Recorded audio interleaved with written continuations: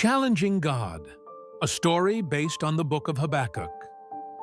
A long time ago, in a troubled land called Judah, there lived a man named Habakkuk. He wasn't a king or a soldier. He wasn't rich or famous. Habakkuk was a prophet, someone chosen by God to speak his messages to the people. But Habakkuk was different from other prophets. Instead of speaking God's words to the people, he began by speaking his words to God. Habakkuk was upset, very upset. Every day, he looked around and saw things that broke his heart. There was violence in the streets. People were fighting, cheating, stealing, and hurting each other. Leaders were corrupt. The law was ignored. Justice was twisted.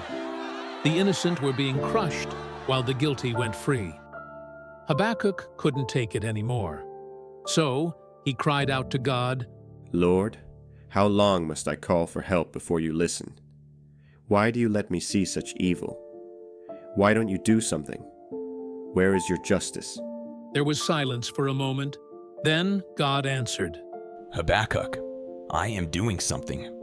Something you wouldn't believe, even if I told you. I am raising up the Chaldeans, a fierce and cruel nation. They will come and punish Judah. They will march across the land like a storm, conquering cities and bringing justice in my name.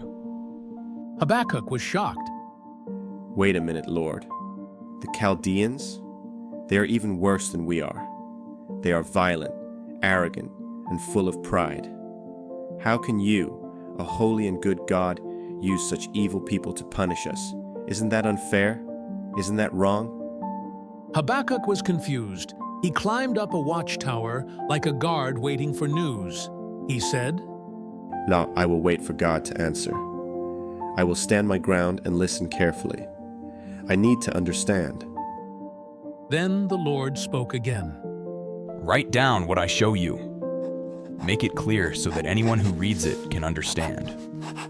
The time will come when my words come true. It may seem slow, but wait for it. It will surely happen. As Habakkuk listened, his heart began to change. He began to understand that God's timing is not the same as ours, that even when things look unfair or confusing, God is still in control. He may use strange tools, like the Chaldeans, but his purpose is always good. Habakkuk thought deeply, and then he prayed. His prayer was like a poem, a song, and a cry all at once. He remembered the past, when God saved his people from Egypt, split the Red Sea, and led them through the wilderness. He remembered how powerful God was, how the mountains trembled and the rivers obeyed him. He said, Lord, I have heard of your fame. I stand in awe of your deeds. Repeat them in our time. In your wrath, remember mercy. Habakkuk pictured God coming to rescue his people. He imagined God riding on the storm, his brightness like the sun, his power shaking the earth. He described how God crushed the enemy and saved his chosen ones. Habakkuk knew that hard times were coming. The Chaldeans would attack, crops would fail, fields would be empty, there would be hunger and sorrow. But still, he made a choice.